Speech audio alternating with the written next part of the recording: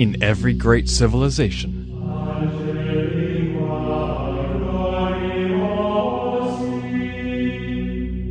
there is one defining moment.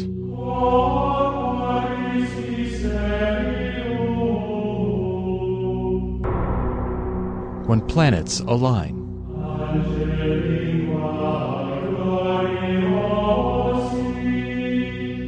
And patience is vindicated.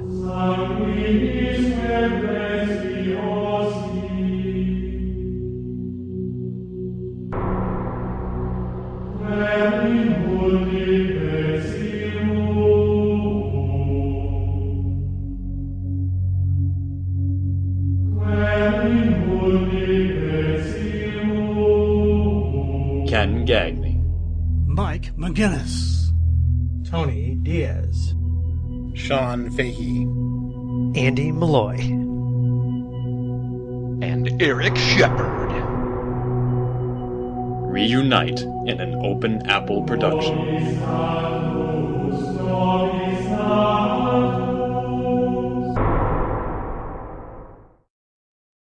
Welcome to a very special episode of Open Apple. It is the end of the calendar year 2011. As we record, it is Boxing Day, and we thought this would be an appropriate time to get the band back together and take a look back at everything that's happened with the Apple II and its community in the past year.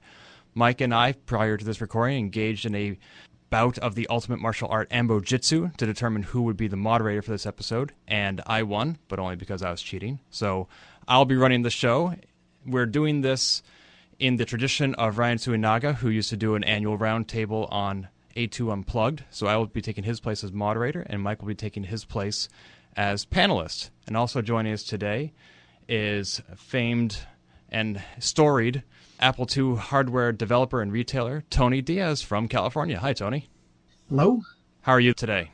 All right. I only woke up about half an hour ago. I was up too late running around airports, so. Sorry we're doing this so early your time. It is what it is. Got to work it out. And famous Apple II software developer, Eric Shepard. Hi, Shep. Hey, how you doing? Fine, how are you? I am recovering from a long Christmas. Spent it with the in-laws, huh? Oh, yeah. Well, and, my in-laws are awesome, but, it was still a long day.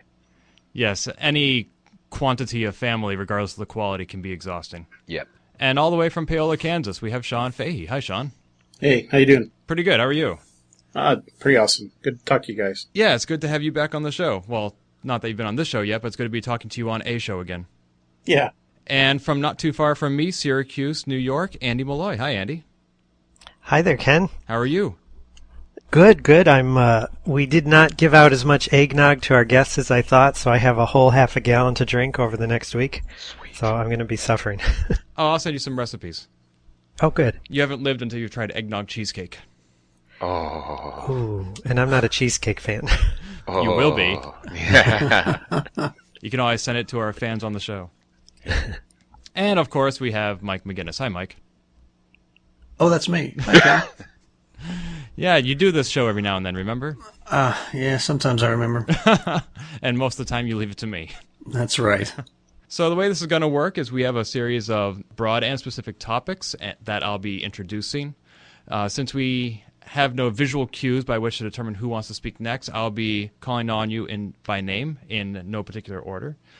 Let's start with hardware. This has been a fantastic year for hardware. We have had the realization of Vince Briel's A2 MP3 card, first demonstrated at KansasFest 2009. We had Mike Willegals brainboard the Apple I on a card. And we finally had CFFA 3000 by Rich Dreyer, which the last time we were all on A2 Unplugged together, I was very much looking forward to, and finally came out. So these projects have been anticipated for a very long time. They've all finally hit the market, and I'm curious to know what you all think about them, what your favorites are, and anything else. Let's start with Sean. Oh, hands down, my favorite is the Compact Flash, the CFFA 3000. It's brought that platform to a whole new level. It's probably the easiest to use Compact Flash card out there, and I really like its Disk 2 emulation. I mean, you really don't even have to have drives on your computer anymore. You can do everything basically through an internet-connected GS. Did you get yours at K-Fest? Yeah, I got two of them. Wow. Now, given that the price on the CFFA 3000 is higher than the previous iterations of the model, do you feel that you've gotten your money's worth? Oh, definitely. It's a wonderful card.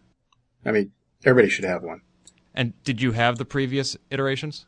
Several. Wow. So you are quite the loyalist.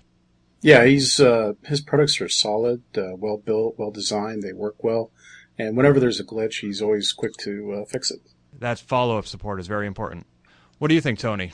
Well, it does set a high standard, and I mean it does raise the bar quite fondly. Does pack a lot of features into a product. The cool thing is setting it up for like a 2+. You don't even, like I said, don't have to mess with the discs. You can boot all the images you want. Otherwise, I didn't get a chance to get one at KFest, and they're all gone. So I was so busy with everything else, I didn't get much chance to look at it. Although you'd think I'd have been all over it, but I think the whole week in Kansas City goes by so fast, I don't even realize what's going on. Because you sell a similar product through 16 Sector, don't you? That's correct. Mine doesn't do any of the image handling and whatnot. I'm strictly straight out ProDOS and DOS 3.3 volumes. Legacy, if you might call it. Now, if I understand correctly, the CFFA 3000 does not have an IDE port. Is that correct? That's correct. It's just got a CF adapter, and I believe it's got USB on it, does it not? Yes, it has USB. Yeah. So if people still want to connect an IDE volume to their Apple II, your product is still the way to go. That's correct. You know, the Focus card actually does both, because I can slide an adapter on there and give you 3.5-inch connectivity, so you could replace a Vulkan controller with it, or you could put a CF card on there, and if you want to get creative, you could put both on there. Well, let's switch over to Mike. I just read your CFFA 3000 review in JuiceGS. It sounds like you're quite the fan as well. I am, yeah. I only have one, and I really regret not picking up a second one at KansasFest. I like the ability, because it replaces not only does it replace the floppy drives, but, I mean, you can create disk images from your disks right with the card. There's no more messing around with the cables and ADT Pro or anything like that.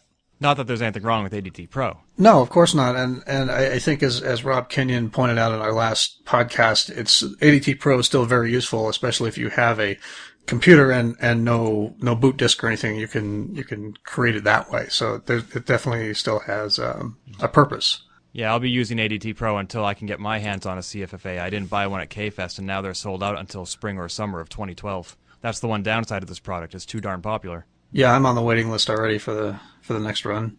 One just wasn't enough, huh? Of course not. One is never enough. Well, especially with you. You have Apple IIs and Apple IIIs that you want to put those cards in, right? I do, yep. Excellent. All right, now, Sheppy, you were quite the fan of the A2 MP3 card prior to its release. Has its actual final specs changed your opinion at all? Yes and no. It's obviously the release of the CFFA 3000 kind of impacted things because it does USB also. And that was really my primary interest in the A2MP3 personally, was the fact that it has a USB port on it. And that opens up some options for being able to, write a driver or something to talk to that and mount USB flash drives on the GS, which is still my primary interest in the A2MP3, and I'm gradually, ever so slowly, working on code to try to do something along those lines. As far as the CFFA 3000 goes, I bought one, of course, at KansasFest. I jumped all over it. I think I was the first person to get one. I think I had a check written before he finished his presentation. And then I hassled him for like 2 days until he gave me one. It was the first one he finished assembling. And it's an incredibly solid gadget. I haven't even finished exploring all the capabilities of it. It's really, really phenomenal. It's in my GS, and my first generation CFFA has migrated over to my 2E, and both of them are sitting side by side behind me on my second desk, in fact, right now. But it's really quite phenomenal. The A2MP3 card is more of a nifty gadget than something that's a must-have like the CFFA is. I think anybody who doesn't buy a CFFA 3000 is making a mistake, frankly. Yeah, I made my mistake. So now that the CFFA is out, what is your motivation to continue software development for the A2 MP3 card? Well, the thing is, the CFFA is designed specifically to mount disk images. That's not my interest. I want to actually mount a USB thumb drive natively, mount that right up on your GS and work with the files on it. I don't want to have to go through that intermediary step of using disk images. I want to be able to just, take a thumb drive, stick it in my Mac, copy files to it, yank it out of the Mac, plug it into my GS, mount it up on my GS, get the files off of it. That's what I want to be able to do. And then go again in the other direction as well, ideally. That's not something that the CFFA 3000 is designed to do. I don't know what would be involved in making it capable of doing that, but there's actually code and whatnot available and specs available to write the code to do that with the A2 MP3, so that's what I'm trying to do there. But even if you had that, we're faced with an issue that you and I discussed on A2 Unplugged, where there's no longer a common read-write file system between the Apple II and the Mac ever since Snow Leopard. Right, but see, the neat thing about the way the driver or the chip works on the A2 MP3 is you're not actually directly having to manipulate the file system. What you're doing instead is you're sending commands, almost like working over a network, because it's basically a serial interface, and you send commands and data back and forth. So instead of, for example, trying to mount the FAT file system on the card, on the flash drive, you're actually basically opening it up and reading it and accessing it using commands almost as if it were a networked gadget, which isn't a perfect analogy, but it's roughly the same. So basically the GS doesn't know that it's a FAT file system. You're interfacing with it as if it's some remote device. And that lets you basically, even though the GS doesn't know how to write to FAT, because it doesn't know what file system it is, I can treat it as if it's some unique thing. So basically I'm trying to hack together my own FST basically in the end that would let you mount it up and access it as if it's some other format and be able to read and write to it. But it's an ongoing process, and we'll kind of see how it goes. It'll probably initially be like a Finder extension or something like that lets you read and write to it, and get files on and off of it. And then we'll see if I can get an FST or something together to do it. But it's going to be an interesting project and kind of an ongoing series of things I'll be trying with it. Yeah, it'll be quite impressive when you pull it off. Yeah. And finally, Andy, what's your pick for hardware this year? Well, I'd have to jump on the other guys and say the CFFA 3000. I brought my 2GS into work and set it up with the card, and I've got a USB extension cable going right out of the back of the 2GS, so I can plug in the USB memory sticks. The neat thing about the card is it's hot swappable with these memory devices, so you don't even have to reboot your computer. You just plug and unplug. The other neat thing is to do upgrades to the BIOS that Rich Dreher releases. It's simply you take the CF card over to your PC or Mac, copy on the bin files, put them back into the Mac or to the Apple II and boot up with a certain way, and it automatically upgrades the card. And it was so painless and easy that all the beta releases that came out were really easy to keep doing the updates. Did anybody here purchase a brain board? Yes. Yes. And Sean, what did you think of it? Well, I think it's awesome. I love the Apple II, but I like to dabble with the Apple I stuff as well. And this was an easy, brainless, brain-dead, brain board way of turning your Apple II into a Apple I. Mm-hmm. And it's a lot of fun to play with the old software. I mean, you get to go back in time and kind of feel out where Woz started out and where he was going. And Antoine has released a bunch of Apple I software cassettes, right?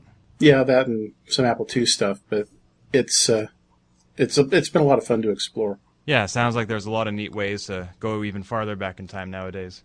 On the subject of hardware, there's been the sensation in the community in the past 6 months to a year that prices for used and refurbished hardware, especially on eBay, has skyrocketed, and whether that is that the retro computing scene is coming into vogue or the passing of Steve Jobs has brought this stuff back into the spotlight. It could be a number of factors, but I'm curious to know, do you feel that is true, that hardware is getting obscene in the prices it's fetching? And if so, why is that? And is there anything we can do about it? Mike? If eBay is the standard, and unfortunately it seems to be that way lately, just because that's the place to get a lot of stuff Apple II related, then yeah, I think the prices are kind of crazy. If you're willing to look a little bit in other places, maybe you wouldn't pay so much for some of this stuff. But I'm sure that at least for a little while, this is related to the death of Steve Jobs. People want to get a hold of anything related to him. I saw an Apple III go on eBay a week or two ago for almost $1,000, and there was nothing really all that special about it. So, and then of course we've seen the $6,000 Apple II Rev Zero and that sort of thing as well. So, makes me wonder why it's the Apple II, because you would think that people interested in Steve Jobs would be buying like Macintoshes and iPods. Well, maybe, but he definitely had something to do with that machine as well, and it's kind of I think people view that as the machine that sort of kicked off Apple Computer as a company. Right. What do you think, Andy? Well, I've seen the prices too, and it has been crazy. It doesn't seem to be limited just to the Apple II. I mean, I've been looking at a lot of these old S100 bus systems, and they're just crazy. Things like the Sol 20 and the M-Size. So I've mainly been just kind of focusing on keeping an eye out locally, keep a watch on Craigslist, and I've still been able to pick up good stuff that way cheap.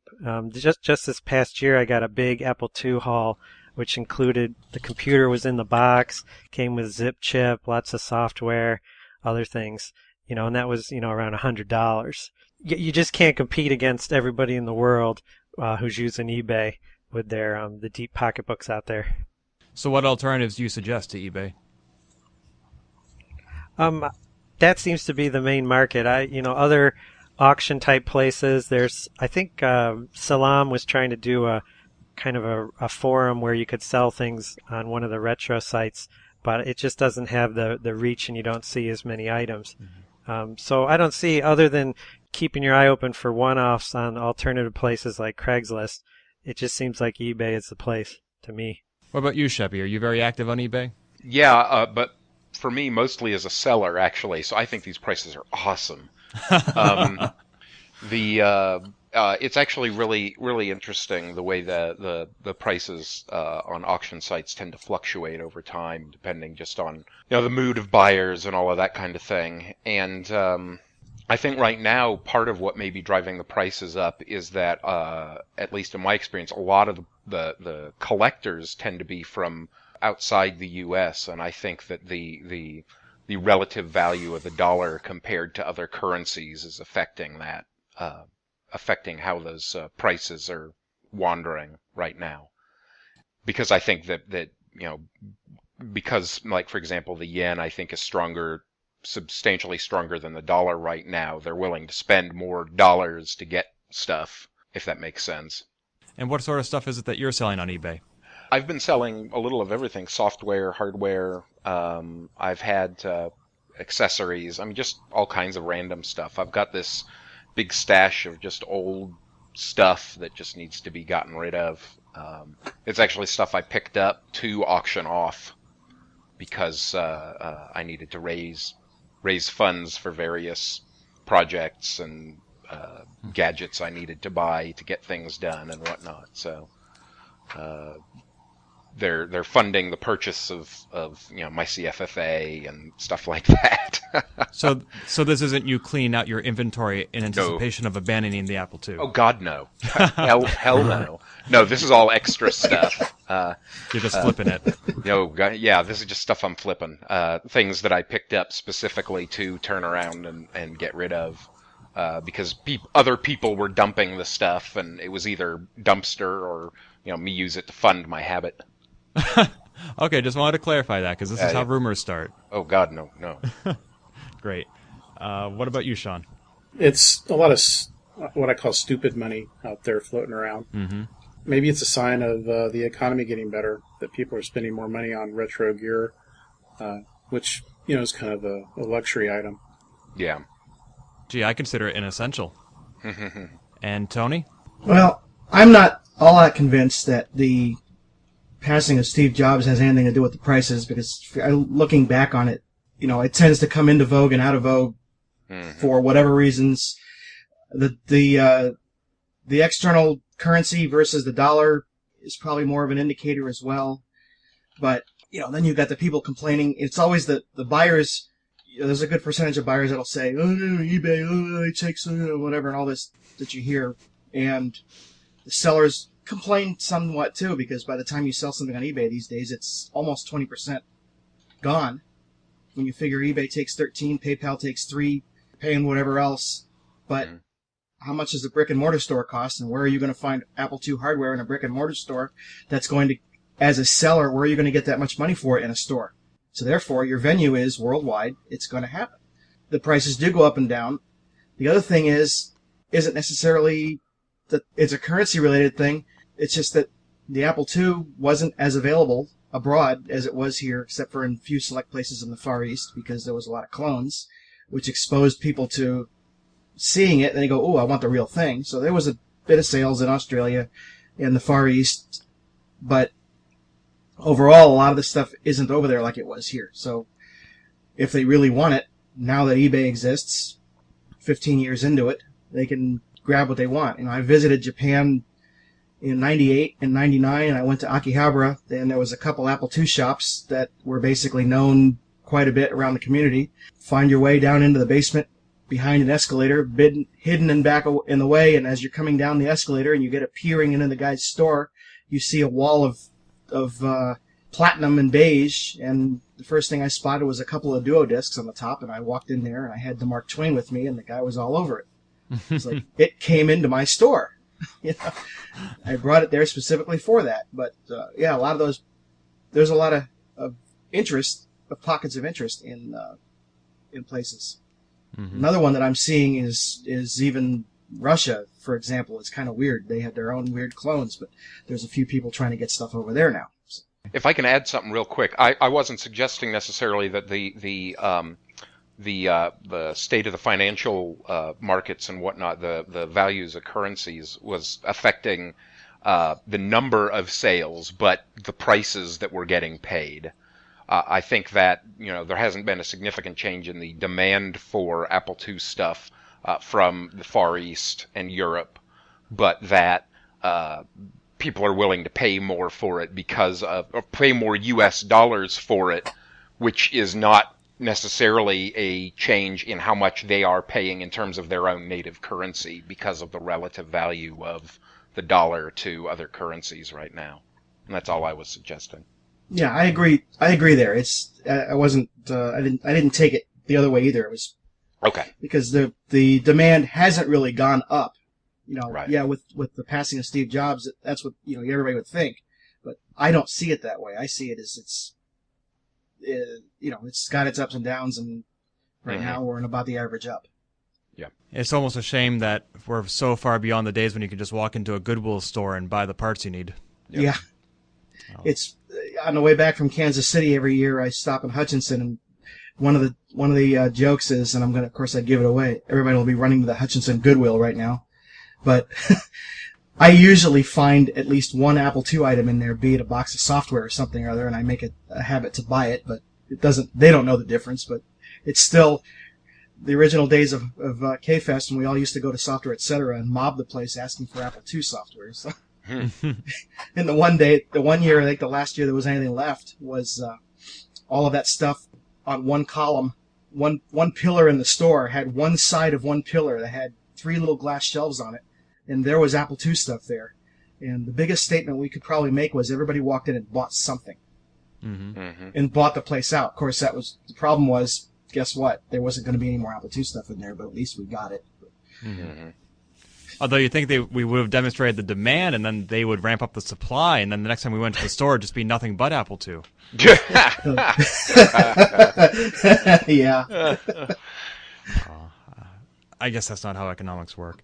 But sadly, in the past few years, it seems like there's been more hardware being developed for the Apple II than software, and we've already reviewed the CFFA, A2 MP3, and Brainboard. And I was thinking that those were such big items that was all that came out this past year. But then I started reviewing all the software that came out this year, and I was surprised to see quite a bit. In addition to upgrades to software like Nifty Spell, Slammer, Mount It, and Hash Tool, we also saw brand new releases like T40, Trasher, A2 Command, DMS Drummer, Codebreaker, also an upgrade to SideClick. So is the Apple II software scene alive and well? What do you think, Andy? Is the Apple II software scene alive and well? Well, I was very surprised to see something like DMS Drummer come out this year. So, that was a blip for me that wasn't created. Michael Mahone had a hand in it, of course, probably a big hand in it, but that it came out from people who weren't, people who come to K-Fest and all, the musicians. And I love that there's another tool now for chiptune musicians where they can take this like highly portable Apple IIc to shows and then use that to do drum beats and synthesizer tracks and lay them down while they perform. So that to me was great, and that made, I saw that on Engadget. I saw it reported in places that I wouldn't normally see Apple II news. So, that was an example of a highlight for me. Yeah, why do you think that piece of software got such good publicity? Well, I think the chiptune scene is definitely on the increase. The interest is rising in it. So you've got people out there who also like synthesizer and electronic-based music. That's very popular. So I just think that coming together with using retro equipment to do chiptune and not just do it on new stuff is just, very desirable. So I think all those things crystallized. What do you think, Sean? Well, when I heard the demo, about fell out of my chair. It just sounded so great. And, I've heard the Apple II do some unexpected things as far as sound effects and music, but this software just blew my mind about how much more it's capable of doing. I was just impressed. Was there other software that impressed you that much this year? No, that was the top of the pile for me. Cool. What about you, Mike? Any picks from this past year and any general comments about the state of the Apple II software community? My interest actually this year has been more in the Apple II titles and especially the FTA GS emulator on the iPad. It's neat to see that stuff sort of repurposed and showing up on newer pieces of technology like that. Mm-hmm. And what was great about the FTA emulator is that with a little fiddling around with one of the files, you could add software and basically you had a completely functional 2GS on your iPad. Mm-hmm. So you weren't too enthusiastic about anything that came out for the actual Apple II this year? I thought T40 was a neat thing. I was really impressed with that. Yeah. Yeah, Crew, who came to K-Fest 2010 and 2011, has started releasing some cool stuff. I think there was a printer driver he did, and then this. And he's not somebody that we are previously associating with software development, but he's nonetheless started making a name for himself, and I hope he continues to do so. Yeah, me too. Tony, any software picks this year? The printer driver was quite a bit of surprise. I've actually gotten some decent use out of it. Totally out of left field. I wouldn't have expected that in this day and age. Especially printer drivers back in the day were just such a pain in the neck to do. I mean, I'm involved in them firsthand, and it's like all of a sudden, oh, he did this, and 3 weeks later is another version. But the recent music software is pretty cool in terms of it brings back another piece of Apple II that we haven't heard from in a while, and goes to show you that once again you can push the hardware to even more limits when you thought it couldn't do it. Mm-hmm. You never tell an Apple II user it can't be done, because particularly a developer, that's probably the best ticket to get it, is sit there and mock them and say it won't be done. That was when GNOME came out. That was one of the things that he kind of got laughed at by Apple's DTS. That said, right, that is not going to work. You can't do that. And sure enough, it's okay. Then I don't need your help. We'll just do it ourselves. Sounds like the basis for perhaps a reality show. You just put all these programmers through these trials and incite them to get things done. That sounds like a regular job to me. Feed them lots of, and keep them in the dark. Yes. Right. 7-Up and pizza and see what comes out. Sheppy, any comments on Apple II software development this past year? Yeah, actually, it's interesting the shift that's happened the last few years toward doing things that nobody expected to see happen. In particular, the one that most intrigued me was actually Escape from the Homebrew Computer Club. That was, in my opinion, one of the most impressive pieces of programming I've seen in a long time. it's not something I expected to ever see happen, and I was really blown away by it. Just in general, some of the stuff that's been going on has been really quite interesting, and I enjoy being surprised by Apple II programmers each year, and I look forward to seeing what kinds of weird stuff they come up with next year. Yeah, Escape from the Homebrew Computer Club by David Schmenk is of particular interest because it's been on everybody's mind this past year, but it actually came out 4 years ago, and just not many people noticed. Right. Well, yeah, he didn't exactly publicize its existence. I had certainly never heard of it until KansasFest last year, and once I saw it, I was completely gobsmacked, really. Now, I have a question for you, Chef, since you're probably the premier software developer on this roundtable.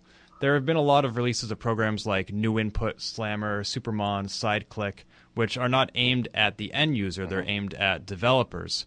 Is there still enough interest in the Apple II community for these kinds of tools? Are there enough developers to take advantage of them? That's a good question, and I would say sometimes. I think that these things some of them tend to be more useful toward the hobbyist programmer. New Input in particular, as an example, it's useful for anybody, but it I think has a particular appeal toward hobbyist programmers because it's easy to work with. It's something you use from BASIC, that sort of thing. Whereas something like SideClick is targeted toward somebody who's doing serious development. Honestly, I created it primarily because I wanted to be able to use it. But if anybody else works with it, that's awesome. There have been a couple of projects released that take advantage of it, but other than from me, but not many. And that's more or less what I expected. But it's nice that it's out there, and I keep hoping that more people will take advantage of it. But yeah, that's something that happens. We get these projects which are targeted toward developers, and that's kind of par for the course. I think that it's awesome that programmers who create tools for their own use turn around and go, you know what, these might be useful to others, so let's put them out there and see what happens. Mm-hmm. And whether they see a lot of use or not, I think it's still it's still an awesome gesture to make. Because they would have been invented anyway, so might as well release them into the wild. Right, exactly. What are the non-Shepyware projects that use SideClick? Ryan did a couple. Ryan Swanaga right. did. And those are the only ones I know of, though, offhand. And also a quick question for Sean. Speaking of the challenges of finding fellow developers to take advantage of your tools, last time we spoke on a podcast, we were chatting about the Carte Blanche card, and I haven't heard much about that in the last year or two. It hasn't made many headlines. Do you know of anybody who's been out there exploring its capabilities? Afraid not. Haven't heard anything new in a long time. I wonder if maybe that card just didn't have the audience that the developer hoped for. Well, I think it's a very sophisticated and interesting card with a lot of capabilities, a lot of potential, and the tools are there for people to tap into it, but unfortunately, it may be beyond some people's skills. I think most people bought it, unfortunately, planning on or hoping that a lot of other people would bring products to it, and they themselves, maybe didn't have the skills. Mm-hmm. So right now they're just using it as a VGA card. Well, that's still a valuable purpose. I mean, especially since the second sight card isn't available anymore. All right. Yeah, cool. So with all this hardware and software that's come out for the Apple II, it's apparent and obvious that there's still interest in using actual Apple IIs and using it on the metal. But there's also been a lot of development in emulation. We've seen updates to Sweet 16, Apple II Go, ActiveGS, as Mike alluded to, Open Emulator, and also Martin Hay is working on P2E. So I'm wondering what the future of emulation is. What additional features do we need to look at replicating virtually, and what sort of environments do we want to see Apple II emulation be occurring in, and what can't we do via emulation that still needs to be replicated from the original Apple II. Let's go to Sheppy, since you're the mastermind behind Sweet 16.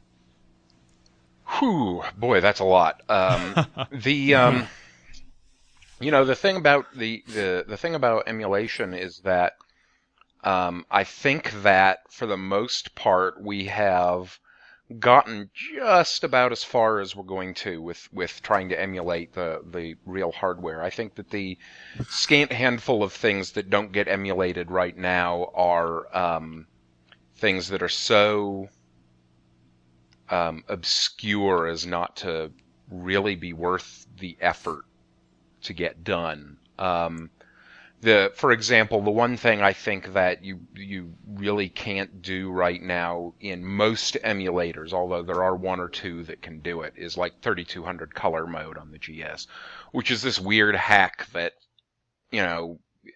frankly is such a silly trick as not to be worth the effort to emulate. And it's certainly something that I have no real plans to do on Sweet 16, for example.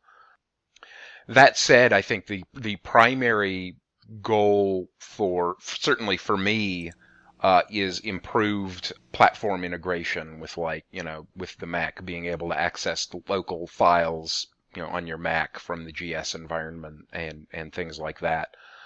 Those are kind of my primary targets, for my upcoming development work.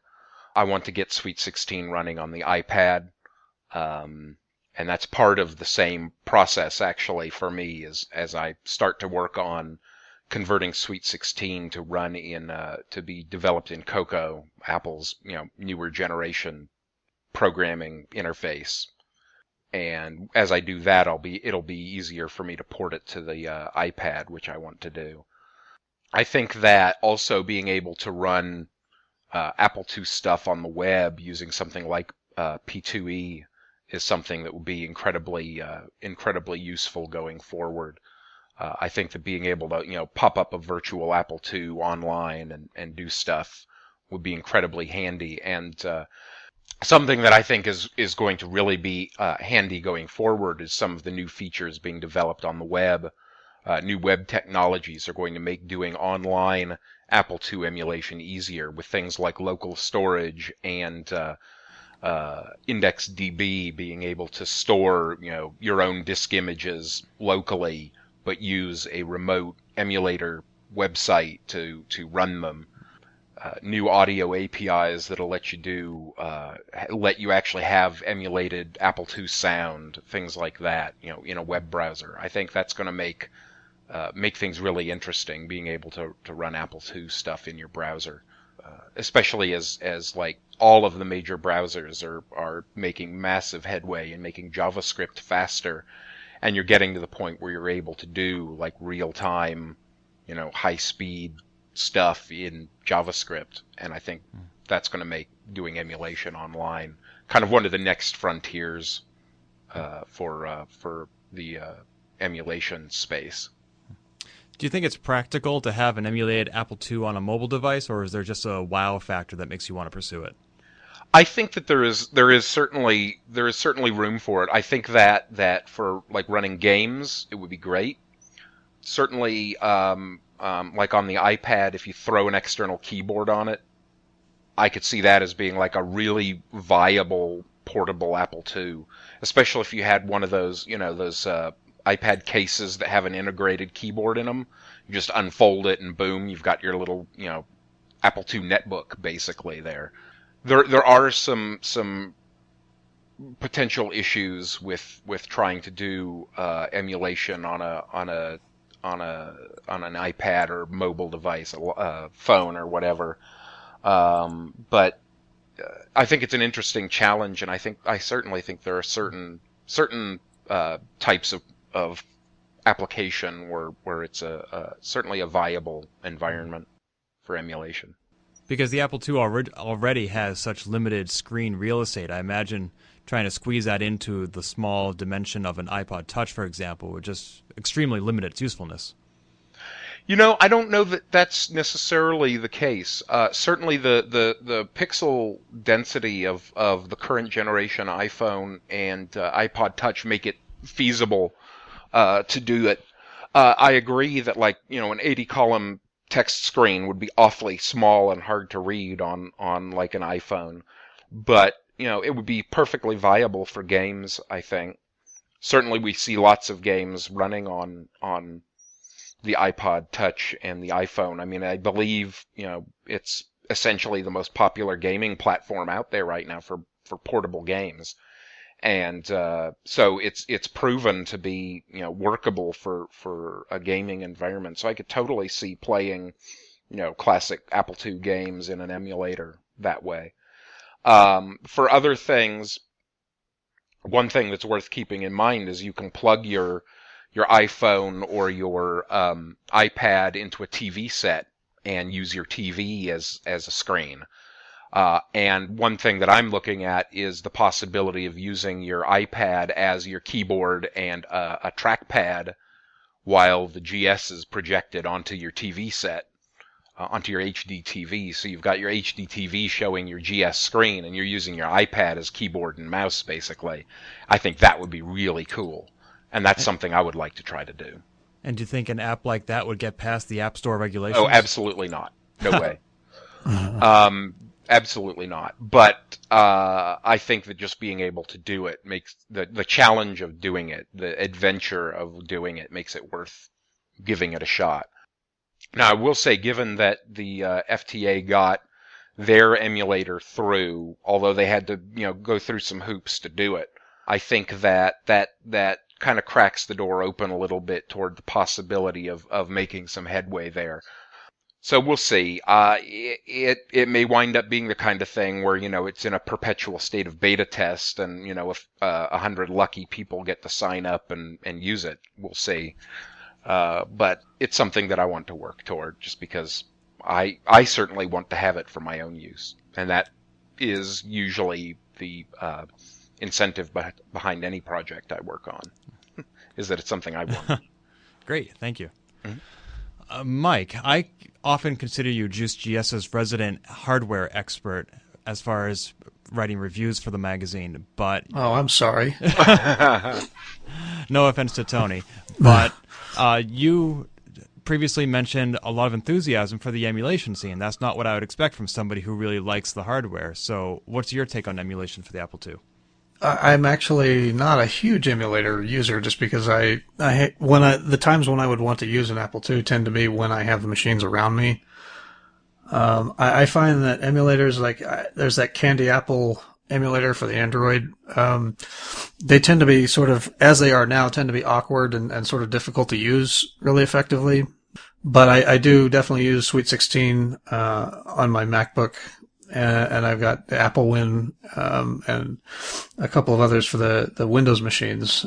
So they're not totally without merit, obviously. It's just, there's not a lot of appeal, away from, Sweet 16 is great because it's so featureful and you can do everything with it. But once you get away from that, there's not a lot of interest for me there. One that I have been watching lately has been Open Emulator, which is Mark Russell's application, and it started out as an Apple I emulator, and recently he's added the what he calls the 1977 Apple II functionality to it, and I know he was planning to look at doing Apple III emulation as well, so I'm definitely following that one. I'm sorry, I haven't been following that. What does it mean to add 1977 functionality? Does that mean just taking away all the post-77 functionality? I'm not sure. Okay. I haven't actually played with that function yet. Okay. And Tony, what's your take on emulation?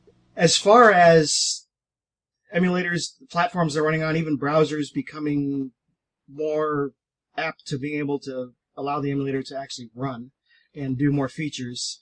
We've come a long way with emulation, just as we've come with, the real hardware. How many can remember the first 2 in a Mac, and even soft PC on a Mac Plus or a Mac SE?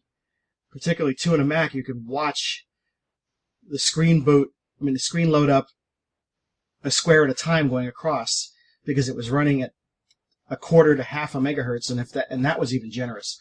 But now it's possible to, almost like in a flight simulator arena, people will use a flight simulator to actually fly and test their aircraft before they even go in the shop and make a wing or anything, because the flight simulators have become so realistic at simulating what's going on around them, the physics of flight and everything else. So the emulators have come into this too, to where you can probably design hardware, at least concept or figuring out stuff, and have somewhat of an environment to dabble before you go and take the soldering iron and get a board made or something.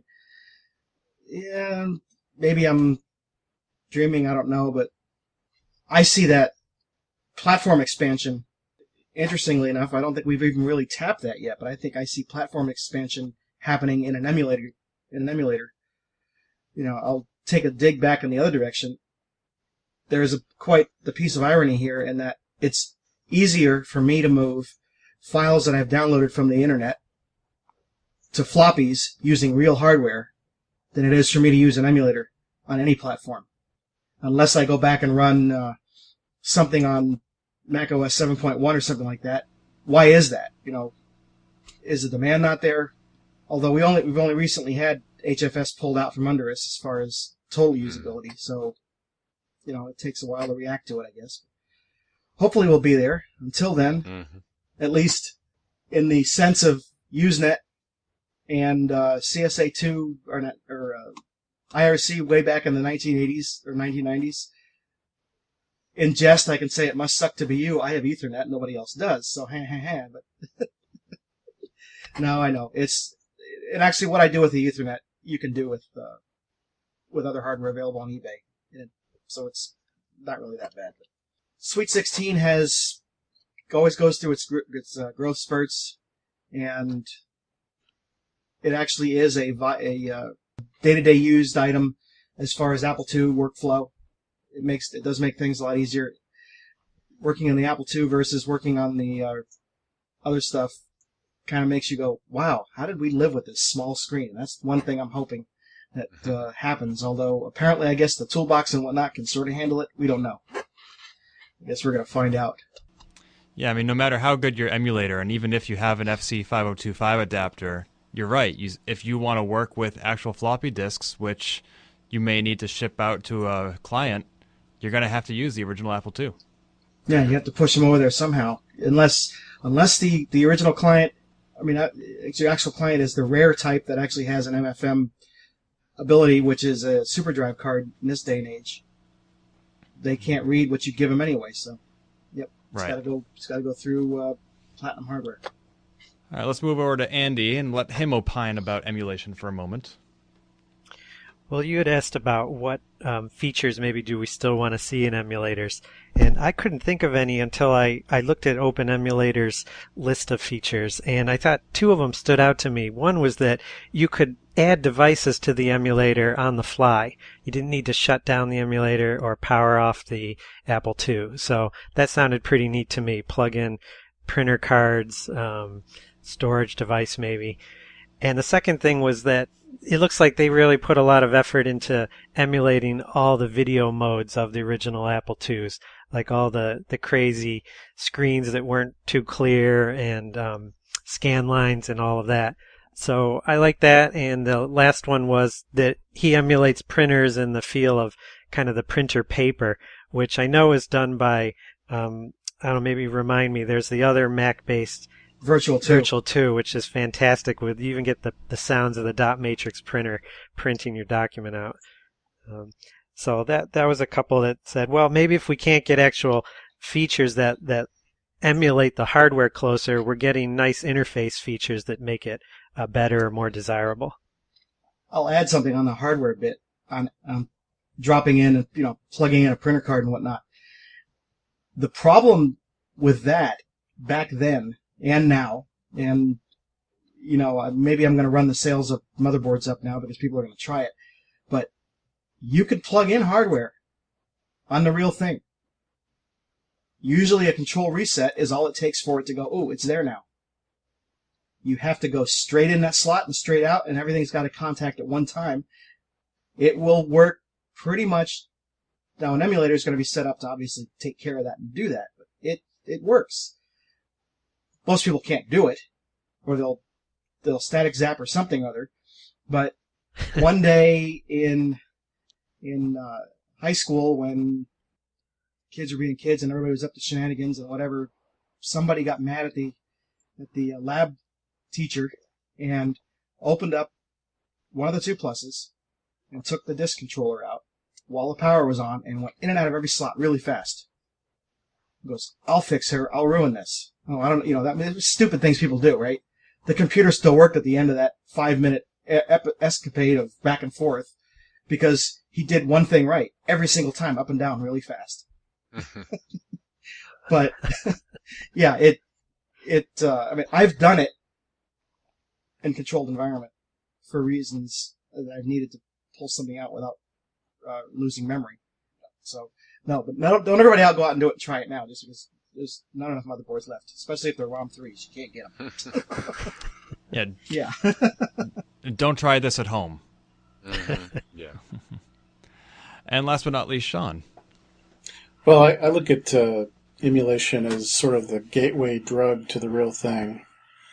For me, I love emulators like Sweet 16 and Virtual 2, and I've been keeping track of Open Emulator as well. For me, emulators are great for the casual user, for you want to take the machine with you, but at the end of the day, I come home, I want to use the real thing.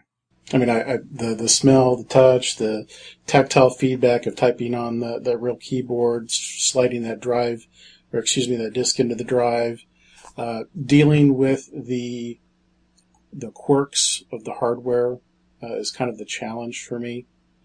Trying to get things that are broken working again, whereas the emulator environment's just a little too sterile for me. Yeah, for those who have the option to actually use the hardware, it's great to be able to do that. But for someone who's just looking to get back into the Apple II after years of absence and may not have the room or the money or the means to get an Apple II, that emulation sure is a nice alternative. Right.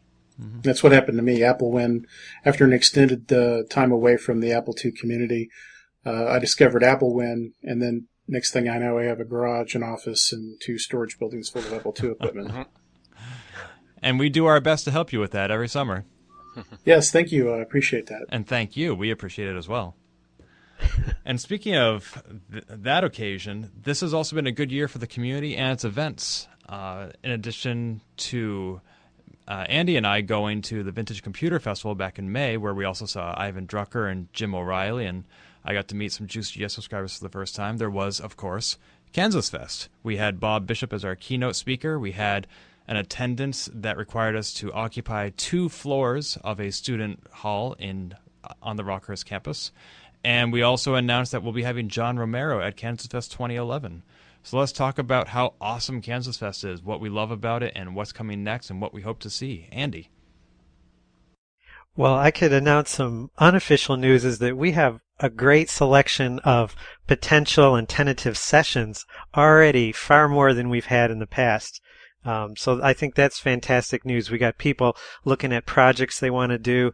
At the last KansasFest, I must have taken, 3 or 4 people's suggestions of sessions they want to do next year. So I'm going to be getting in touch with them and hoping that those come to fruition.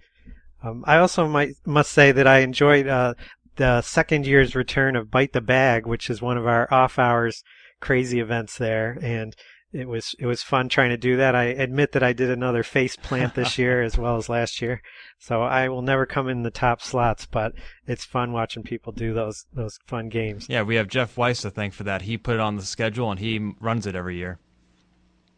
Andy, can you tell us anything about those sessions you mentioned, or are they still off the record? Yeah, I probably should wait in order not to, put undue pressure on the people who were still kind of feeling out whether they were going to do them. But I guess I could throw out one session, which a lot of you probably have heard about Kickstarter, which is kind of a group source funding project where you can fund your friends or small independent little projects. And we're going to have a session on what we as the Apple II community might consider. Can we ever get in the Kickstarter mode and help each other fund a project that might need that extra money to get off the ground? Yeah, I've seen lots of other retro computing projects on Kickstarter, and a lot of them have been of interest to the Apple II community, but none of them have been exactly focused right on us. I wonder what we could do with that. I'll mention one session that I would like to do at KansasFest. I haven't submitted it yet because I don't want to commit, but at KansasFest 2010, I ran the live text adventure game called Action Castle, and there are 4 or 5 other games from the same developer. One is called Jungle Adventure, and I'd love to run that for you all next year. It just requires me to take the time to learn the script and be able to moderate a session well. Tony, you're the big cheese behind KansasFest. What do you think about this event? Which event? Oh, you just overwhelmed me. KansasFest 2011 okay. with Bob Bishop, KansasFest 2012 with John Romero. It's going back in... Actually, part of the problem is I'm sitting here doing 10 things at once. But anyway, now, who would have ever thought K-Fest could go this long, especially when in 95, I think it was, 94, 95, the year it almost wasn't. We arrived on campus we couldn't get in before 3, and we had to be out by 11 after the second night. So it was almost one day. It took longer for most people to get there and commit to coming, and they still came. Even though the news was put out, I think, 40 days ahead, people still came. But no, it seems to be. I won't say attendance-wise, we're not growing leaps and bounds. Certainly back in the day you talk about 2 floors, we used to take up 2 buildings. But last year was a resurgence in interest, and the creativity that's coming out of it is still non-stoppable. I think it still harbors or incubates a portion of motivation for people to do things. The speakers are fun. You'd think one of my fortes is not marketing, and that's my problem. That's why I have you. You guys take care of it better. But no, K-Fest is, every year it's never been the same as the other, and you always wonder how we're going to top this. I've learned to realize, you know what, don't bother trying to even think about it, because maybe it won't top it. Maybe it does. But with every year being so different, think of it as you're not topping anything, you're just taking another part and going extreme with it, because it's hard to explain without showing up. It's not a cult, it's not a clique of people, it's a week of retro computing and going back to the 80s and hearing stories about it. The best part about K-Fest isn't the sessions during the day sometimes, it's the unexpected. Expect the unexpected, because that's where the fun comes in. Right. It's funny you talking about how we used to take up 2 buildings. I may have the exact details wrong, but I was looking through some old issues of Juice GS, and maybe 5-10 years ago somebody had written, attendance hit an all-time low of 36 people, and then 5 years later the same article will say, this year we hit a 5-year high of 36 people. So it really is all contextual. It's just relative to the era in which we're still having this event. It's amazing last year's event, how you said, well, we had to have it on 2 floors. As well, we almost didn't, but due to the fun scheduling and whatnot with the buildings we use at Rockhurst, although we would have spilled 3 people onto 2 floors, so it was better that they spread everybody out, because that's always the problem with when I'm doing the rooms, is like, I don't want to go on that second floor because I don't want to leave one guy up there. And so it worked. And I think actually, I'd never walked up that second floor before in Cochrane, so I was like, oh wow, there's a large space between these 2 up here. So there's another spot we could use for something. Yeah, I think I saw some cards being assembled in that room this year. But otherwise, looking back at it, and I've even taken road trips back to Avila a couple times, and it's funny how the first year at Rockhurst we were like, well, this is not as easy to get to. We all ended up going to the same places we did when it was out by the outer loop on the freeway. because Inertia's that's the strong. only thing we knew where it was. But now we, the first one says, "Wow, look, the Rockhurst people care. You can find help on campus anytime you need it. Practically, they're out looking for stuff." And now you go back to Avalon, there's little blue boxes that say call buttons and stuff all over them too. And for the first time in all the years, I was sitting in the parking lot just looking at it, and somebody walked up to me and asked if they could help me. So, like, wow, what happened? We've gone from we couldn't get the air conditioning fixed, they said, oh, it just breaks, that's it, to why are you here? Well, I guess maybe they miss us. Yeah, and we'll be back next year. Sheppy, you returned to K-Fest in 2011 after a 1-year hiatus. What was it like to come back, and will you be coming back next year? It was a lot of fun. I really had a good time. The fact that there were people there I hadn't met yet was a blast, and certainly having Bob Bishop there was a big draw for me because I remember the stuff he did back in the good old days. As for 2012, I want to be there. I would like to be there. I don't know if I will be yet. There's a work thing that may conflict, unfortunately. So I have to wait and find out when that's going to be scheduled for. All I know is it is sometime in July. Is there any chance that you could convince Mozilla to have their quarterly meeting at Rockhurst? No. They do have one of the best networking infrastructures in the country at a college. Unfortunately, they probably don't have enough room for the number of people that would be involved in this event. But who at Mozilla would not want to come meet John Romero? I don't know. Imagine my shock when I was trying to upload a sample piece of video to the camera manufacturer of the camera I used for the Drivecast this year. They said, I figured, okay, I need to upload a 50 meg piece. That's going to take a little while. And I accidentally ended up dropping the 4 gig file on the FTP site anyway, and didn't realize it. And when I look back 5 minutes later, it was almost done. I go, oh, that was not bad for 50 megs. And I realized, wait a minute, that was the 5 gig one. Upstream. Holy crap. Yeah, Rockhurst even won an award from Computer World for its hardware deployment and technology. They have a great infrastructure for an event like KansasFest. Yep. You wouldn't think that 35 people would need so much, but they do a really good job accommodating us. Let's see. Mike, you, if I understand correctly, had a wrench thrown in your plans regarding KansasFest 2012 when we announced the keynote speaker. I did? You told me you weren't going to go. I wasn't planning to attend 2012, and now, of course, I have to go. It's a plot. Come on.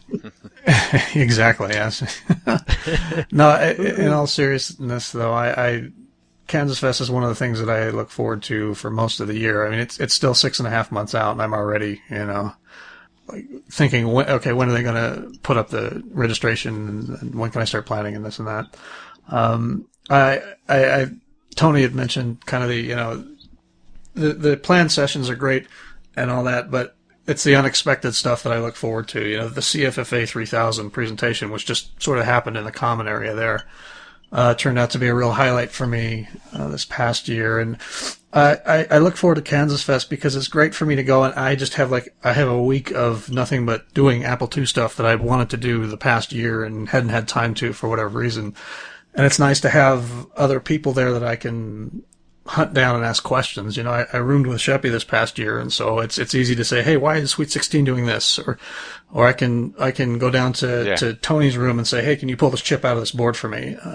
So that's kind of what I look forward to when I think about KansasFest is the opportunity to be around people who know more about the stuff than I do and be able to learn from that and work on these projects that I have in mind and just for whatever reason haven't had the time to do.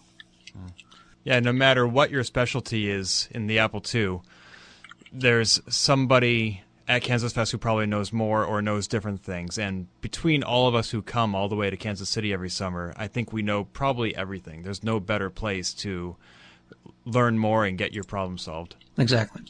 Yeah. And to make new friends. Yep.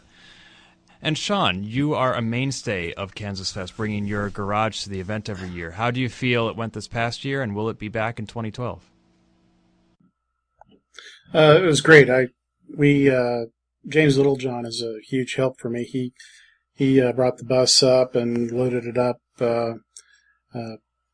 He's a big help for me, but I was surprised at how much stuff got taken this year. We were expecting to have to put some of the old Macs and maybe some of the old parts back on the bus, but like 95% of everything got taken away, which was great. We were really happy to see that happen. Gave away a lot of magazines, software. As far as it coming back next year, we're not so sure. I have more stuff to give away. I've accumulated more extras, if you will. So if I can swing it, I will. Right now, it's kind of up in the air. Would it help if we went to the garage like we used to in the old days? Possibly. It makes my wife a little nervous. I mean, she's happy to see everybody come and haul stuff away, because she's always after me to get the garage cleaned out. But we'll just have to wait and see, play it by ear. Yeah, just tell her you hired some help to clean the garage, and here we are. That might work. Yeah, we get paid in computers. There you go. The KansasFest experience, of course, comes only once a year, and as Mike said, it's still 6.5 months out. But there have been a number of fantastic ways, especially this past year, to keep that community feeling going all year round. I would say that, in a way, we're almost better connected now than we've ever been. We have online sources like a2central.com, to which Mike has been posting a flurry of posts lately. We have podcasts like the Retro Computing Roundtable, which turned a year old, I think, last month. And, of course, this podcast, Open Apple, which debuted earlier this year.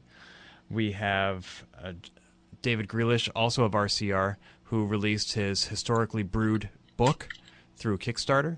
And we have JuiceGS, which just completed its 16th year, its first one with color covers, and an announcement of a 17th year coming in 2012. So how connected do you find this community to be? What's your favorite way to stay connected, and what do you hope to see us do outside of KansasFest in 2012? Sean? Well, I'm sorry, could you repeat the question? There were a lot of them. What's your favorite way to stay connected outside of KansasFest, and what changes would you like to see made to make us even better connected in 2012? I don't know if we can get any more connected than we are. I mean, we have resources like ComsysApple II, and we have a pretty active IRC channel going on at irc.a2central.com. And we have a lot of websites out there that are, putting out the news, like A2 Central, podcasts like Open Apple and Retro Computing Roundtable. JuiceGS, when it gets here, it's like I open that thing up and I have it read, within an hour. Retro Computing Roundtable and Open Apple especially, they take me 3 or 4 days to listen to, because I usually listen to them in the car on my way to work. I think we're pretty well connected as we are right now. Mm-hmm. Funny, it takes you 3 days to listen to an episode. It takes me about 90 minutes. Well, Open Apple has gotten pretty long and longer, and not that I say that's a bad thing. It's just, my commute's 45 minutes one way, and it just takes me a few days to listen to all those podcasts. Mm-hmm. Yeah, it's great to have so many to choose from. Mike, obviously you're a part of Open Apple, but you've become more a part of A2 Central recently. I also noticed that your 6502 Lane blog went on hiatus. Temporarily, yeah. It's sort of back right now.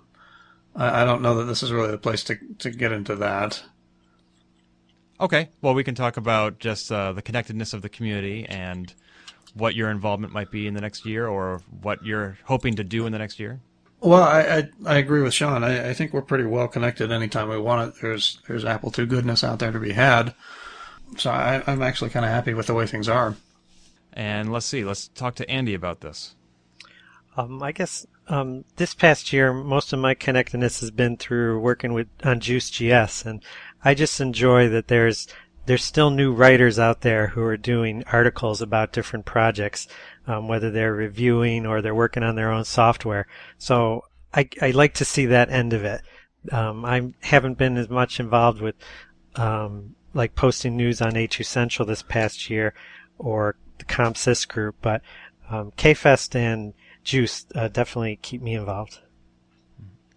Andy, I think you're one of our community's unsung heroes, maybe because you don't have a blog of your own, but I've seen you sending me emails Christmas week at 1 a.m. with last-minute edits to Juice.js to make it the polished product it is. And you're also reviewing the spreadsheets that we create in anticipation of every episode of Open Apple, chiming in with ideas and news that we may have overlooked. And I really appreciate everything that you do. Oh, thanks, Ken. Well, it's really fun to participate. What about you, Shep? I think that I'll echo everybody else and say that I think it would be hard to be more connected than we are. Certainly, one of the things I do is when I sit down at my desk, I log into the Apple II chat at irc.a2central.com, and I pretty much spend the day there. I'm doing other things too, but we try to keep things alive. We have wide-ranging discussions, but when the Apple II comes up, it gets the attention it deserves, certainly. Yeah, I found that the IRC nowadays, it's sort of just a place where everybody goes, not necessarily to talk, but just to be together. It's just something that you have in the background where you're all in the same room, and should you happen to have something to say, yep, then you're already there. Right, exactly. We'll just hang out there, and sometimes, we'll go quite a while with nothing being said, but, if you have something to say, you say it, and, there are people there to hear it. And sometimes we'll have, discussions about Apple II related stuff, and I'm looking at, I'm logged into it right now, and we've got discussion about the upcoming Hobbit movie, about what 6-year-old nieces are like. And then we go on to talk about flash memory, and we talk about all kinds of stuff, and then somebody will mention something about the Apple II, and we'll jump into that for a while, and then it's really quite interesting, and it's a lot of fun. It's our own little community hangout area. Yes, I think if people are going into that room looking for Apple II conversation and they get all this other stuff, they might be surprised, but I like the additional dimensionality it brings to the characters in the Apple II community. We're not all just Apple II people. Right. Well, and if all we were going to talk about there was the Apple II, we wouldn't have all that much to say. The people who the kind of the core community that hangs out in there all the time, they know most of the things they want to know about the Apple II already. They don't have questions, but we're there to answer questions. If somebody new comes along and has questions, we've got a lot of really smart people hanging out there to help. And so we find other things to talk about in the interim. And I think that's awesome. So you guys are kind of like the gurus on the top of the mountain. Yeah, there you go. Except the mountain is really easy to climb. All you need is an IRC client or click the link on one of the many websites that will take you to a web interface to it. Mm-hmm. So. And Tony, the connectivity is obviously probably a lot better than we even thought we'd ever see. When back in the BBS era, it was a one-on-one deal. You'd call up, you dial in. It's your venue for however long. You're either going to pay the long distance bill, or you figure out a way around the long distance bill, whatever you did back then. And then when you were done, somebody else would do it. And then maybe you'd try back another hour to see if they answered your stuff and whatever. Now who would have ever thought that for most people, another thing we used to say is, do you want the phone company to bring you TV, or do you want the TV people to bring you the phone? And we always used to laugh and say the cable companies, people didn't know what they were doing, and it was a joke, and the phone companies and they know what's going on. And it's kind of funny because for most people, it's the other way around now. The cable people have brought better internet service than the telephone company ever did. The telephone company has become nothing but a big call center, and they don't even run it. There's the irony of it. They contracted it out. But anyway, the connectivity that we have now is our own virtual quad of sorts, in that, yeah, you go out there and say something, see something, you have a frustration, you have a question, pop this thing on the screen.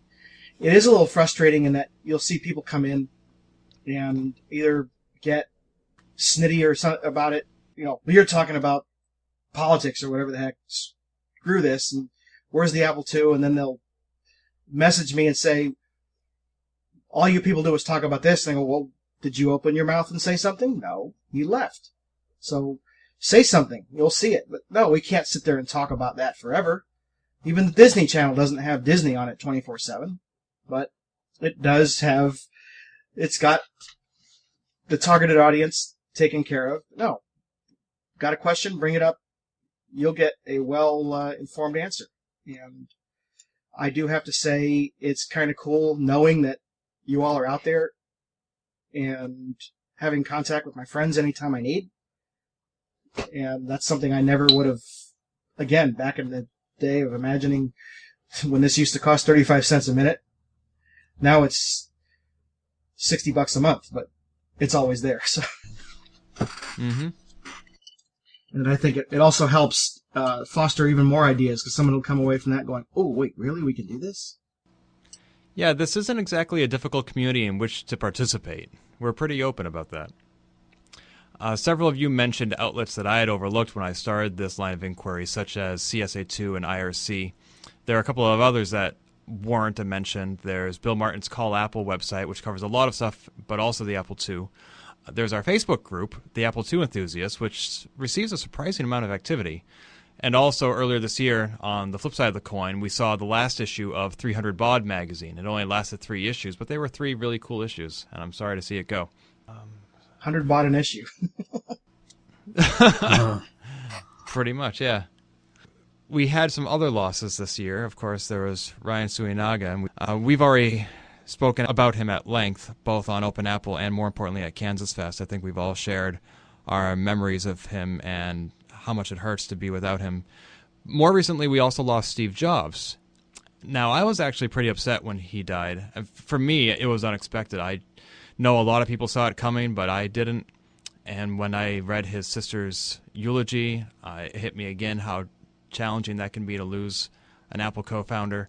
And when I started to put together a tribute to Steve Jobs in JuiceGS, I actually had 1 or 2 people advise me that I may not want to publish anything in commemoration of Steve Jobs because the Apple II community has some mixed feelings about him and his role with the Apple II development and its cessation. And so I want to just, this could be a whole nother podcast on its own, but I just want to briefly talk about how you were affected by Steve Jobs' passing and what do you think it means to the Apple II community. Sheppy? You've hit it on the nail on the head with that. The Steve Jobs is a bit of a divisive figure. I mean, universally, but also, especially in the Apple II community, because he was largely responsible for the commercial success of the Apple II, but his kind of constant wanting to move on to the next big thing was also, at least in some part, responsible for the Apple II's cancellation eventually. That said, though, I think that his contributions to the success of the Apple II outweigh his contributions to its demise. I think that, despite the fact that he had really essentially nothing to do with the actual technical capabilities of the Apple II, he turned it into a product that could be sold and put into, millions of homes and businesses the way it wound up being. And I think without Steve Jobs, the Apple II would have been just another hobbyist machine. If it had been just Woz, it would have been, a motherboard for sale at best, or a motherboard in a cheap metal case, for sale. And I think that it would not have been a success. It would have been just another hobbyist, computer that sat around. Or who knows what the state of the personal computer industry would be today without him. Certainly, it would have taken longer to take off. For that alone, I think that Apple II users need to put their hard feelings and their frustrations with Steve Jobs aside and recognize the fact that he really did have a lot to do with the successes of the Apple II as well as its eventual demise. And I think that recognizing those successes right now is the most important thing. Nicely said. What do you think, Sean? Well, I think without Steve Jobs, the Apple II certainly probably would not exist. or if it did, it would be sitting collecting dust in Woz's closet somewhere, because it was Jobs' desire to turn the Apple into a commercial product that kind of drove the entire, Apple becoming a company, and the venture capital coming in and kind of launching that aspect of the computing industry. I think without Steve Jobs, we'd be using some form of visual CPM today, or clunky old hardware. It's kind of hard to speculate. I don't think computing as we know it today would be as far along as it is.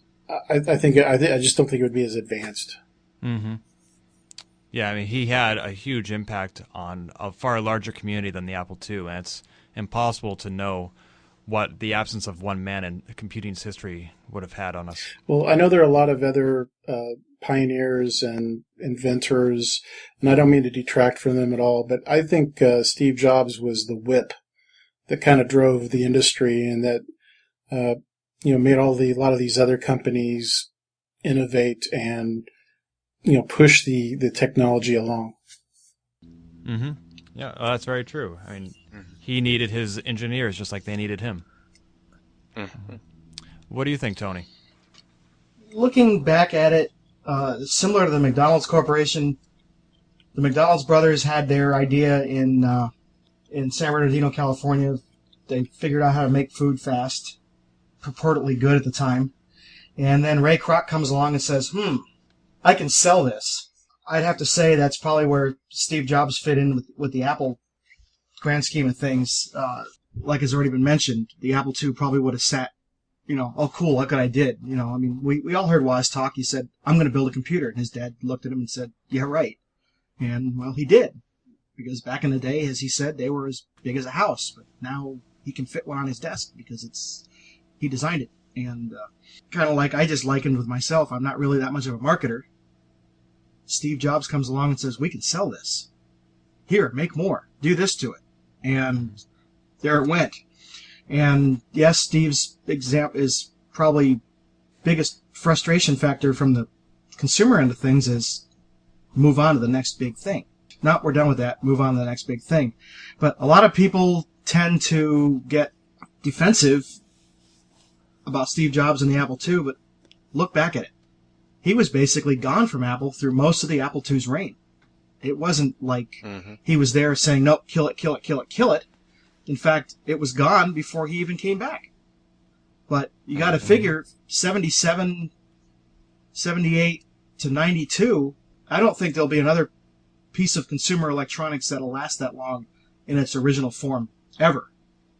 Sure, they've been selling iPods for 10 years, but that iPod now is nothing like that original click wheel thing. Or the original wheel, the disc actually moved, So, whereas the Apple II largely lived for most of, if you divided it up into thirds, for 2/3 of it, it was pretty much the 2 Plus with some enhancements around it. The 2GS was a second set of features added to it. But anyway, so to lump on Steve Jobs and say, he was the evildoer of the Apple II, no, I don't see that at all. Again, he was gone by 85, and the Apple II was only 3 years old by then in all actuality, and it was still going ridiculously gangbusters strong at that point. It was that time and year after the 2GS came out that they tried to say, nope, no more Apple IIs, and look at that. It still took 5 years for them to finally realize they couldn't, and they still had to put out updates even after they killed it. So, but yeah, it's the Apple that wouldn't die. Exactly. But no, Steve was one of a kind, a visionary that's probably, I'm sure there'll be something in parallel like him, but in its own world. The words aren't coming out right there. In every industry, every revolution has a peak, and there's always a leader in it. And I'm sure the next thing that comes along will probably have a similar method of growth. Mm-hmm. That'll be exciting to see. And Mike McGinnis, what's your take on Steve Jobs? It will be interesting to see how well Apple does going forward without him. I know that I guess he outlined plans for products for the next few years, and it seems like they're in good hands with Tim Cook, and of course you still got Johnny Ive there doing the heavy lifting with the design work. And obviously, I don't think Apple stock is taking a big hit or anything like that. I think they'll be secure for a long, long time. Yeah, you and I already spoke about this in our own podcast, but it'll be interesting to see the first product out of Apple that is not directly influenced by Steve Jobs, like something that isn't even in the works or in the pipeline right now. It might be a while, but I wonder if we'll be able to tell what it is. And Andy? I guess the two themes for Steve that stood out for me is he was one who came more from the counterculture movement, and he wasn't from the corporate side of the track, and he really carried that through, not just the early years, but he always wanted to go with what he felt was best. I mean, he eschewed committee design processes, and he put a lot of his own influence on the products, and said his sense of design was high enough that it did stand the quality test. And that started with the Apple II. I mean, if he didn't start that off, even when he left, would we have had the Frog design firm that joined to work with Apple all those years, who kind of gave us the Snow White theme of the Apple IIc and products like that? I mean, he really set high standards in the beginning, and they've gone on long. I hope they'll keep continuing. Well, we're just about toward the end of this podcast. I want to start the final segment by asking each of you what was your favorite moment or acquisition of 2011 as we look back on the year. And to balance that playing field out a little bit, I'd like to ask you, if the CFFA 3000 is your favorite, choose your second favorite. And also, what's your greatest hope for 2012? Let's start with Andy. Well, on the acquisition front, I've been kind of on a kick ever since I read Dungeons and Desktops by Matt Barton, where he kind of chronicled the history of computer role-playing games, and I've been acquiring some of these over the last year. So one of the fun ones I got was an early SSI game called Realms of Darkness for the Apple, and it was kind of weird because it was kind of a text parser with an adventure graphics kind of grafted on, and it was the only one that SSI did like that, and I got a really nice condition copy off of eBay. And it was affordable. That's surprising. And for my hope for this year, I guess KFest is such a great experience that I hope we get a few new people that decide that this is going to be their kind of journey to Mecca this year, and save up the money for it. Think of an idea to present, some sort of thing to share with your fellow geeks down there, and come for 5 great days. It's really a blast. Great. Thank you. What about you, Tony? I can't really pull any one thing out. It's kind of, I don't know if it's either I see so much or whatever, but it's all a blur to me. I can say that probably the fact that we're all still here, it's all still going, that new things are happening. And this year's keynote at KFest was actually pretty cool. Again, we're plugging that. But, no, I'm sitting here, I'm literally drawing a blank. I'm going, okay, what new thing did I get this year? Of course, I got the Brainboard and the MP3 player and whatnot. I can't put one over the other. It's just cool that it's all still happening. Right. We're all winners. And Tony, for 2012? For 2012. Well, let's see. I guess it's time to have a blatant plug. Be on the lookout for A2 Airwaves. I said I wanted to do a podcast for ever and ever and ever, and I'm going to figure out how to do it. And it may not be all Apple II, it may not be weekly, monthly, or whatever, but I'm going to try to do something to have a little bit of retro 80s and Apple II themed, and possibly a little bit different format than others, where we'll have the typical vocal podcast, but I may do a piece of one, like here's how to do your disk drive, or here's how to do this particular thing, and throw a video out with it. I'm very sorry to hear that you've chosen to be blacklisted from Open Apple. Oh. Just kidding. We're all friends here. And what about you, Mike?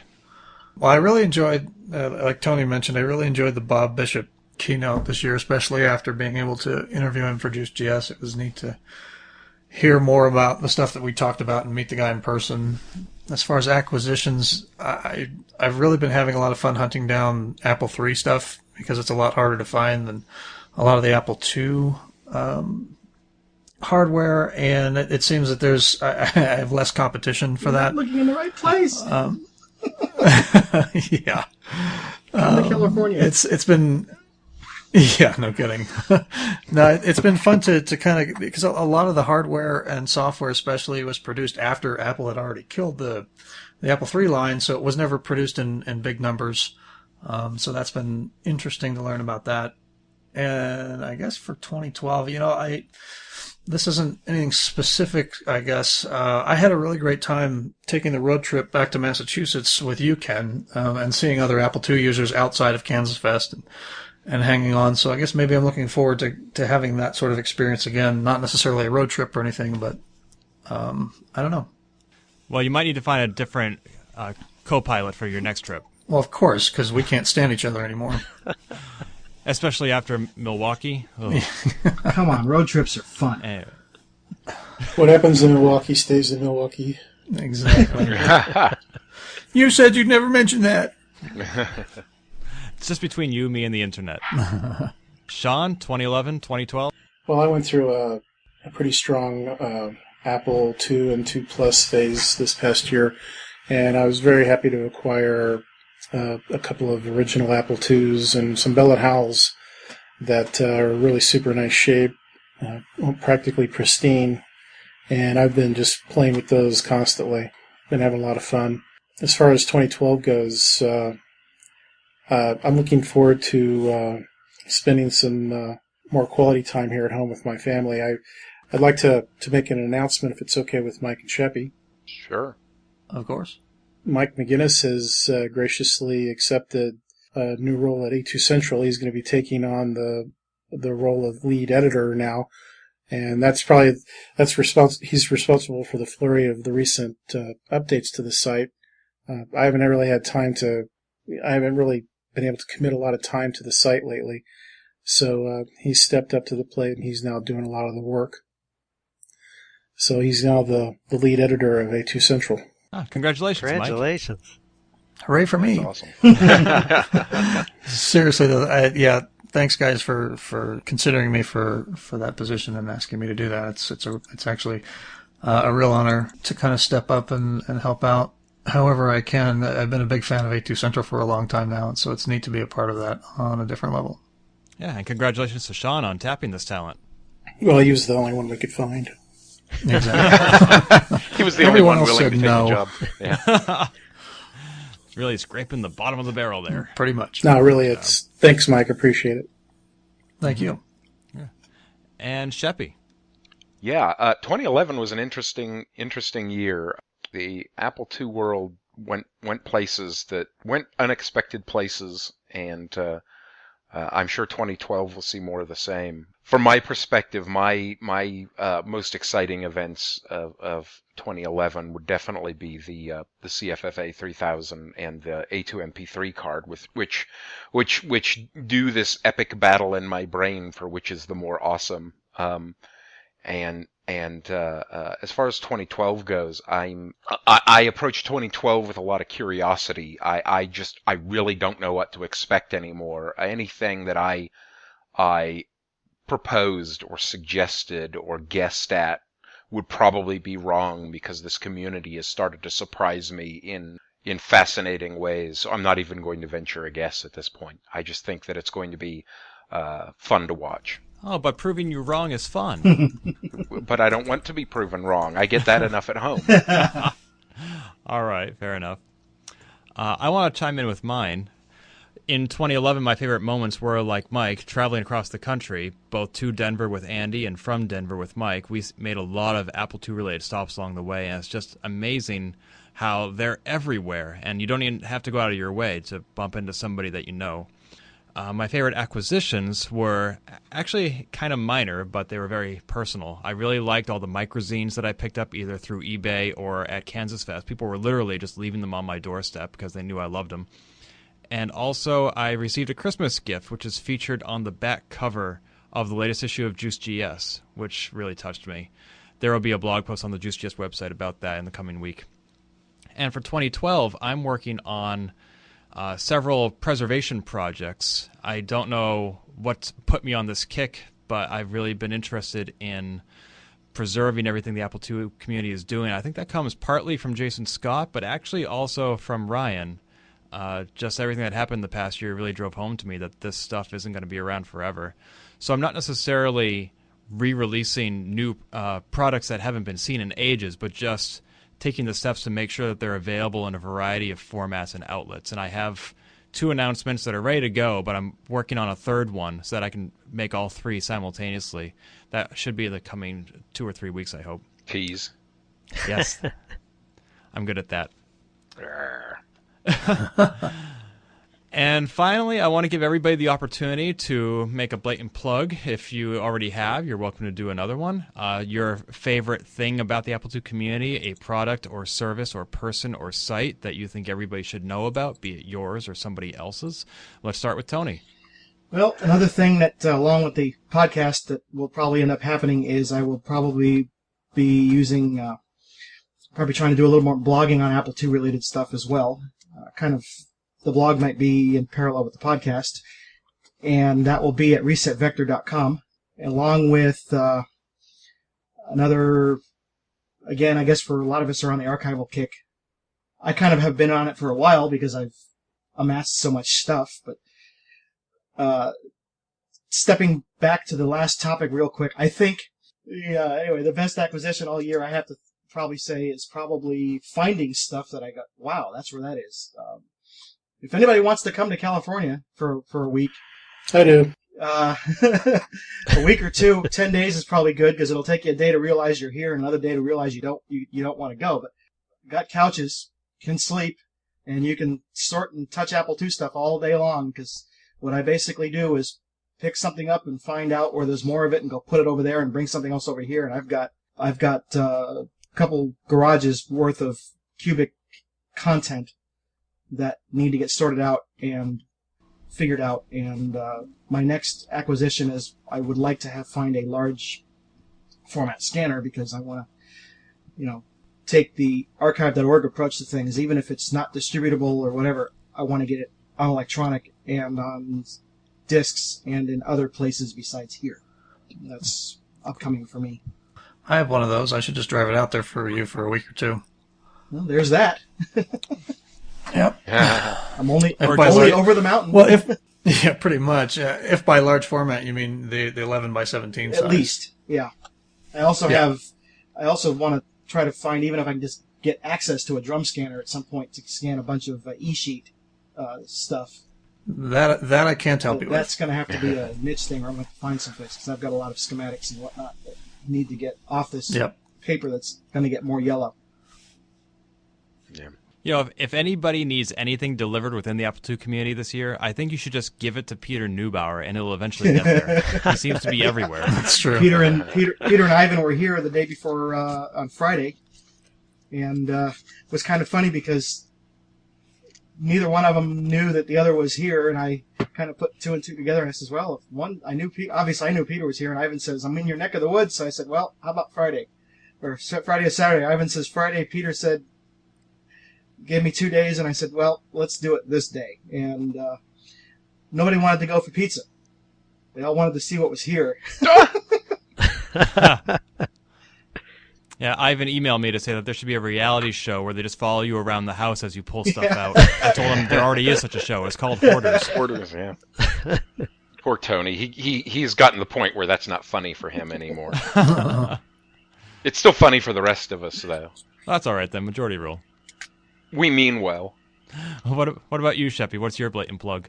I decline to answer on Fifth Amendment grounds. No, I hope to have time to work on stuff. I've got my GS and my actual Apple IIe set up here. I've got lots of ideas in my head. I just got to have time to do it, and life is busy. Having passed Syndicom on to Tony, which I guess is an event of this year that hasn't been mentioned, but having gotten Syndicom off my back, I have more time for code. I just I need to get caught up on all my backlogged projects and get some stuff done. I'm hoping to get another Sweet 16 update out, sometime in the next few months. I'm hoping to.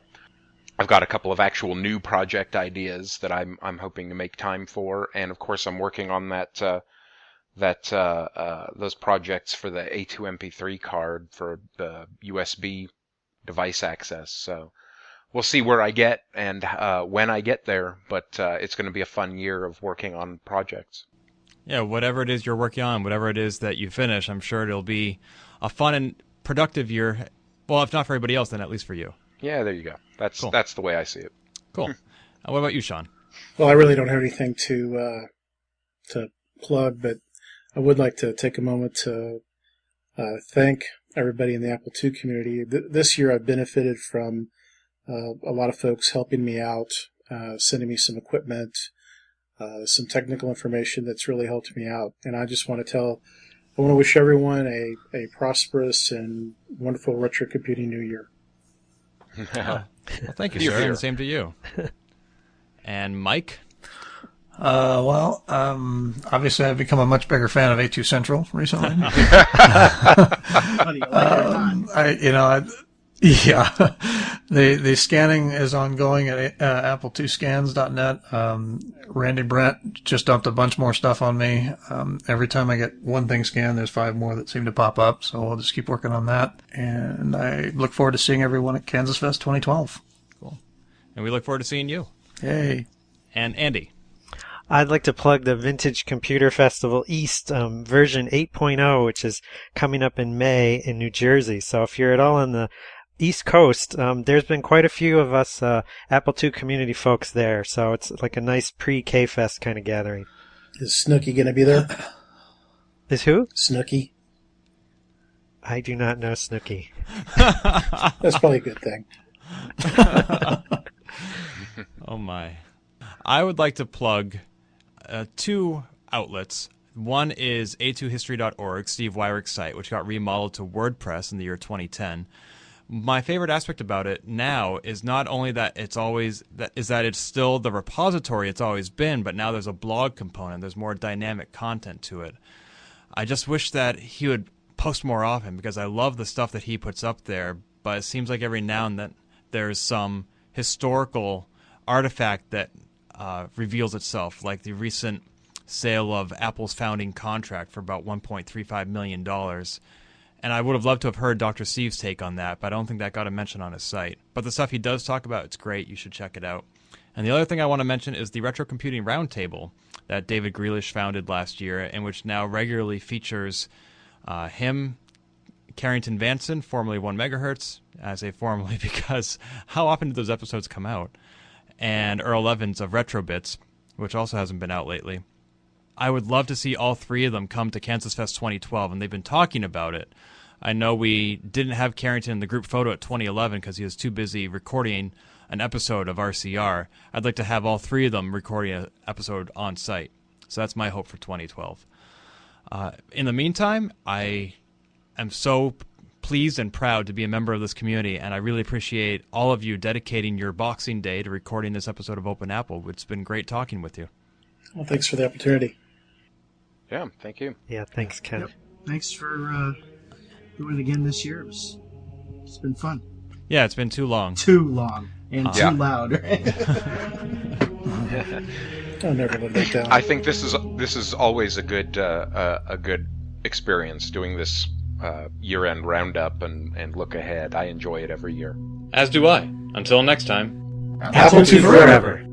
This has been the Open Apple Podcast. Find more episodes, read our blog, or send feedback by visiting us on the web at www.open-apple.net.